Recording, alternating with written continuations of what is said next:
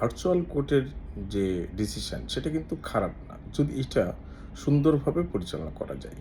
কিন্তু আমরা যারা এইগুলো সাথে জড়িত, মানে বিচারক বা স্টাফ এবং আইনজীবীরা, ওনারা কিন্তু ইন্টারনেট ব্যবহারে এতটা অভিজ্ঞ না। আপনারা দেখেন যে প্রতিদিন কতগুলো মামলা হাইকোর্টে জমা হয় বা ফাইলিং হয়, আর কতগুলো মামলা শুনানি হয়। তাহলে নিশ্চয়ই সেটা অনেক কম এবং মামলা ফাইলিং হয় অনেক বেশি। তাহলে সেই মামলাগুলো পেন্ডিং থাকে। এখন আমাদের দেখা যে ব্যাপারটা হচ্ছে যে কিছু, কিছু জায়গায় কিন্তু আমার কাছে মনে হয়েছে যে যদি ভার্চুয়ালি মামলা শুনানি হয় তাহলে লাভ হয়। কিন্তু অধিকাংশই অনেক মামলাই গতকালকে দেখলাম এবং আজকেও দেখলাম যে ছোট একটা কাগজ সাবমিট না করতে পেরে মামলাটা শুনানি শেষ হয়নি। নট টুডে নেওয়া হয়েছে বা নেক্সট ডেটে চলে গেছে মামলাটা। তো এইটা যদি অ্যাকচুয়াল কোর্টে থাকতো তাহলে কিন্তু এই ঝামেলাটা হতো না। তাহলে মামলার পেন্ডিংটা থেকে গেল, অর্ডারটা হলো না। তো এইটা যদি এইটা সাবমিট করার প্রসেস থাকতো, অনলাইনে যদি সঙ্গে, সঙ্গে এটা ছবি তুললে আমরা কোর্টে প্রসেস করতে পারতাম। কোর্ট দেখতে পারত, বিচারপতি। উনি দেখে কিন্তু ডিসিশন নিতে পারত। তাহলে ২ টা জায়গায় কিন্তু খুব এক্সপার্ট হইতে হবে অনলাইনে। হ্যাঁ, কিছু, কিছু জায়গায় আমার কাছে মনে হয়েছে যে যদি আপনি আপিল মামলাগুলো, সিভিল মামলাগুলো বা যেগুলো ফাঁসির মামলা, সেই মামলা ডেট রেফারেন্সের যে মামলাগুলো, সেই মামলা কিন্তু অনলাইনে বসে শুনানি করা যায়। কিন্তু মোশন মামলায় সাধারণত অনলাইনে শুনানি করা খুব কঠিন।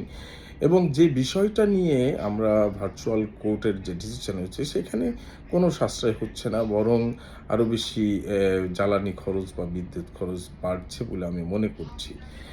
এবং বিচারকবৃন্দ, মাননীয় বিচারপতিবৃন্দ বা আইনজীবীরা যেহেতু এইটা নিয়ে খুব এক্সপার্ট না, ম্যাক্সিমাম মানুষ এক্সপার্ট না। আমি গতকালকেও দেখেছি, এর আগেও যখন আমাদের ২০০০ করোনাকালীন সময়, তখনও কিন্তু আমরা দেখেছি যে আইনজীবীরা কোনোভাবেই এটা অভ্যস্ত না। আমার কাছে মনে হয়েছে 20% বা 30% মানুষ আইনজীবীরা এইটার ব্যাপারে জানে এবং যারা সঠিকভাবে এটা ইউজ করতে পারে। বাকি সবাই কিন্তু 70% কিন্তু এটা সঠিকভাবে ব্যবহার করতে পারে না। ওনারা কিভাবে মাইক্রোফোন অন করতে হয়, অফ করে রাখতে হয়, ভিডিও অন করতে হয়, অফ করে রাখতে, সেটাও অনেকে জানে না। আমি অনেকে দেখব এবং খুব বিব্রতকর পরিস্থিতির কথাবার্তাও এর মধ্যেই শোনা যায়। একটা পার্সোনাল কথাবার্তা শুনানি এর মধ্যে। শুনানির মধ্যে যদি এইসব কথাবার্তা চলে তাহলে তো বিচার করা বা সেটা আমরা যারা শুনানি করছি সেখানেও বাধাগ্রস্ত হয়। তো সেইজন্য আমার কাছে মনে হয়েছে যদি সঠিক পদ্ধতিতে যদি ভার্চুয়াল কোর্ট হয় সেটা খারাপ কিছু না। তাহলে সঠিক পদ্ধতি হচ্ছে আপনাকে সঠিক সাবমিট করার সুযোগ থাকা। সেরকম সবকিছু পরিবেশ মেইনটেইন করার মতো অবস্থা বাংলাদেশের মধ্যে এখনো হয়নি। সে কারণে অ্যাকচুয়াল কোর্ট রাখা এবং আরেকটা জিনিস হচ্ছে দুর্নীতিমুক্ত একটি কোর্ট। দুর্নীতিমুক্ত একটি কোর্ট, দুর্নীতিমুক্ত একটি বিচার ব্যবস্থা খুব জরুরি। বিচার পেতে এসে যদি দুর্নীতির পড়তে হয় বা ঘুষ লেনদেনের পরিস্থিতির মধ্যে পড়তে হয়, তাহলে তো বিচার ব্যবস্থা থাকাটা খুব কঠিন।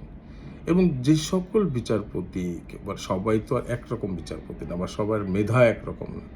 আমরা দেখেছি যে অনেক বিচারপতি কিন্তু বিচারিক ক্ষমতা অনেক, পাওয়ার অনেক বেশি, মানে উনি সহজেই মামলাটা ধরতে পারে, বুঝতে পারে, অর্ডার দিতে পারে। সেই রকম বিচারপতিকে বিচারিক ক্ষমতাটা দেওয়া, তাহলে হবে কি মামলার জট কমে যাবে। কিছু কিছু কোর্টে আমরা দেখেছি যে ওনারা খুব স্লো কোর্ট আমরা বলে থাকি, তো অনেক ফাস্ট কোর্ট। এই যে টার্মগুলো, সেই টার্মগুলোকে যদি আমরা সঠিক বিবেচনায় নিতে পারি, নিশ্চয়ই একটা ভালো একটি বিচার ব্যবস্থা, যেখানে মানুষ আসলে একটা সঠিক বিচার পাবে এবং সেখানে ন্যায় বিচার পাবে, সমবিচার পাবে, সম অধিকার রক্ষা হবে, স্বাধীনতা রক্ষা হবে এবং সেপারেট হবে জুডিশিয়াল। সেই জিনিসগুলো বিবেচনা করে সামনে এগোলে নিশ্চয়ই সুন্দর একটি বাংলাদেশ করা অসম্ভব কিছু না।